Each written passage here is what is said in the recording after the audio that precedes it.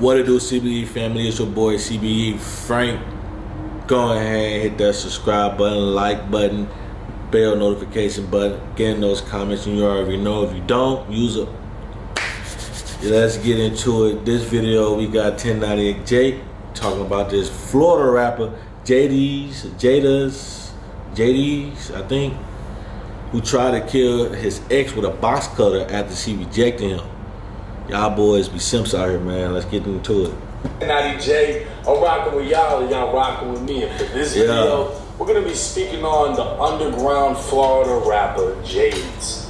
On November 2nd, 2024, it was approximately 4 p.m. when Broward sheriffs received a 911 call for a stabbing in an apartment complex. Upon arrival, deputies made contact with a young female suffering stab wounds to her neck and forearm. Transported to the ER, she received multiple stitches for the 2 lacerations and later be released.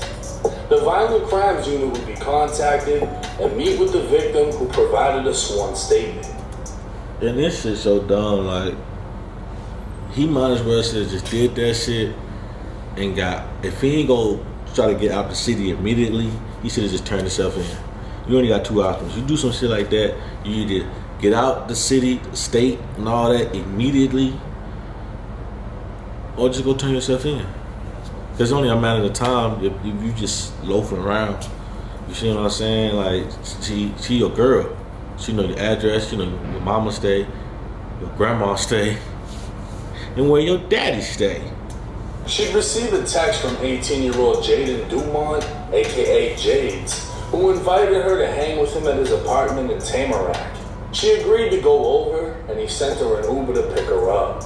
Arriving at his place, she told detectives she was talking with him on his bed when he made a move to kiss her. She pushed him away, telling him she didn't like him like that. And that's when Jaydes said, "Come on," and went in for a second kiss. She denied him again, so he left the room. A few minutes later, he walked back in holding a box cutter and scissors as he began to stab her. The scissors would enter her forearm and back, while a pink box cutter would slash her neck. She fought with him, escaping to the bathroom where she called 911 for help. Staying on the phone, only when deputies told her they were outside did she exit the bathroom, noticing Jaydes had fled the apartment.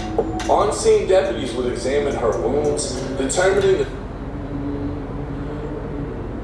Oh yeah, this nigga must have been high or some shit. He must have took one of those Fendi pills. Them Fendi, you know what I'm saying? The Fendi. Yeah, stay off them drugs, man. Just get you some weed, some good weed. You know what I'm saying? Just stay off them drugs, dog. Please stay off them drugs. Like, just, oh shit. Slash to her neck could have been life-threatening had it been deeper. They determined Jaydes stabbed her because she rejected his advances, and he made the conscious decision to leave, grab a pair of scissors and a box cutter, and repeatedly stab her in the neck, forearm, and back. He then ran away without trying to help her or get help for her. A search warrant would be executed on the apartment located in the pink box cutter, as well as the scissors. Deputies determined they had enough probable cause to charge Jaydes with attempted murder, and the rapper, who was on the loose, was now on the run. Photos would find their way to social media from the alleged victim, showing her wounds, and even a photo of Jaydes holding the same pink box cutter. An onslaught of conspiracies and accusations would hit the internet. That's the nigga right there? I swear, some of you niggas be weird, bro. Just weird. You know what I'm saying? Like,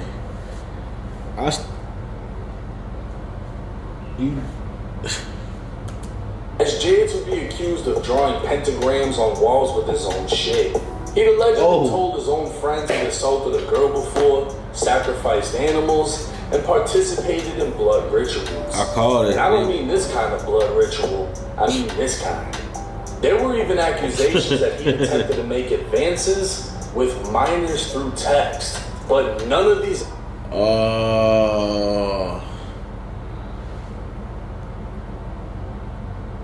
Hey, I don't even want to finish the rest of this. Like, yo, I don't even know what to say. I'm supposed to be reacting, but what the fuck?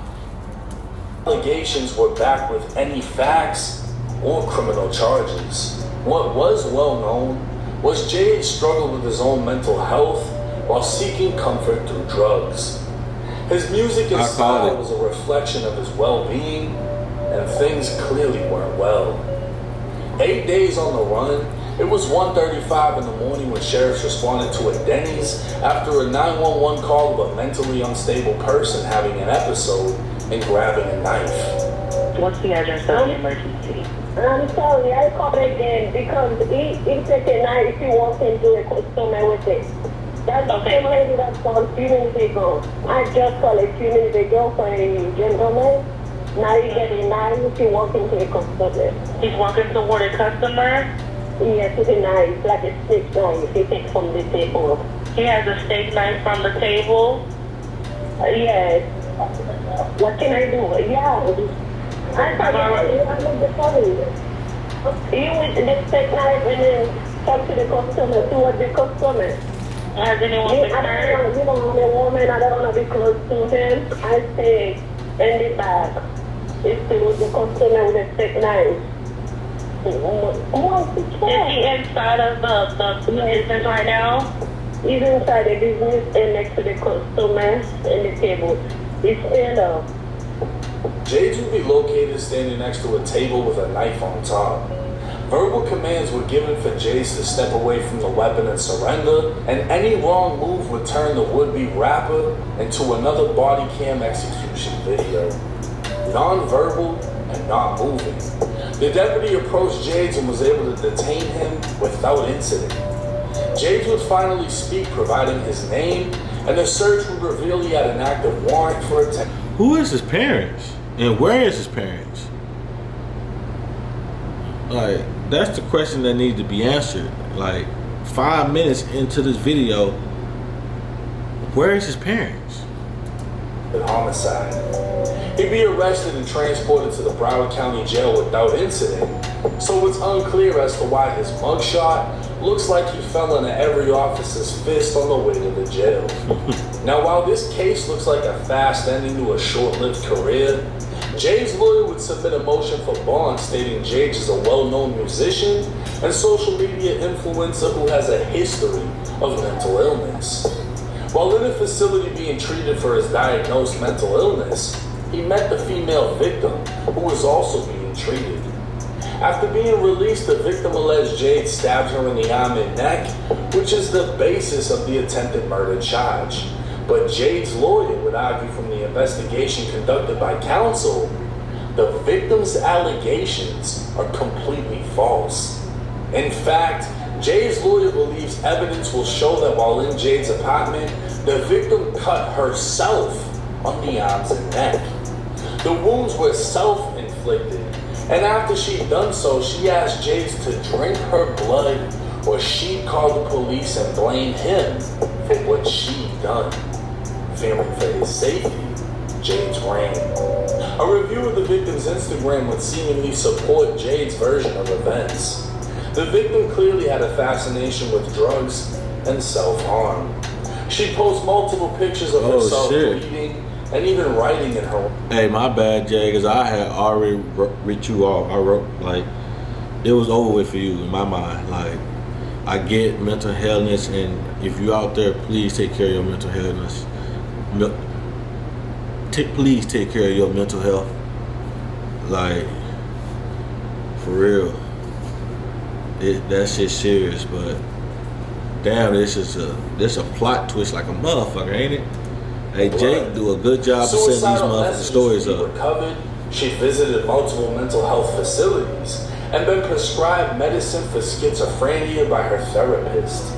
Messages would indicate she feels sorry for not only herself, but her boyfriends, and photos of her with a pink knife would also be found.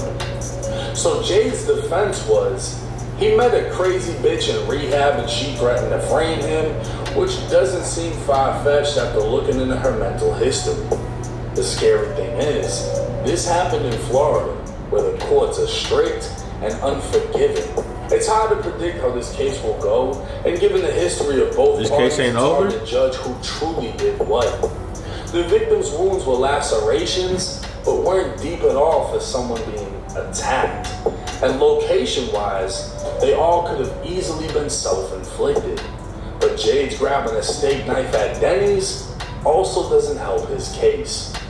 We'll just have to wait and see what the future holds. Now, I want to say this, and I want to be very clear. For me, reading all of this information and hearing what the lawyer brought forth, I can't pick a side in this as to Yeah, what I can't we're either. towards. I can't either. Like, on one hand, he not fully stable, and on the other hand, she not either. You see what I'm saying? Like, honestly, you feel me? If something like that was happening to me, and I know I didn't do it, I'm gonna turn myself in. I'm gonna be like dirt. You know what I'm saying? I'm gonna turn myself in. You know what I'm saying? I ain't, cause I know I'm innocent. You feel me? So we can go ahead and wrap this mug up quickly. Let's get this out the way. You see what I'm saying? Clear my name for this stuff hit the news and start to spread like wildfire. Let's go ahead and stop this now. But that's crazy. I wanna know, like, Jake, you gotta do a part 2, cause I wanna know how this end. Like, who did what? Do more evidence come out or what? You feel me? Until the next time, it's your boy CBE FRANK. Go ahead and like that subscribe button. Go ahead and hit the subscribe button. Go ahead and like the video. Go ahead and comment. You feel me? And if you don't, you already know.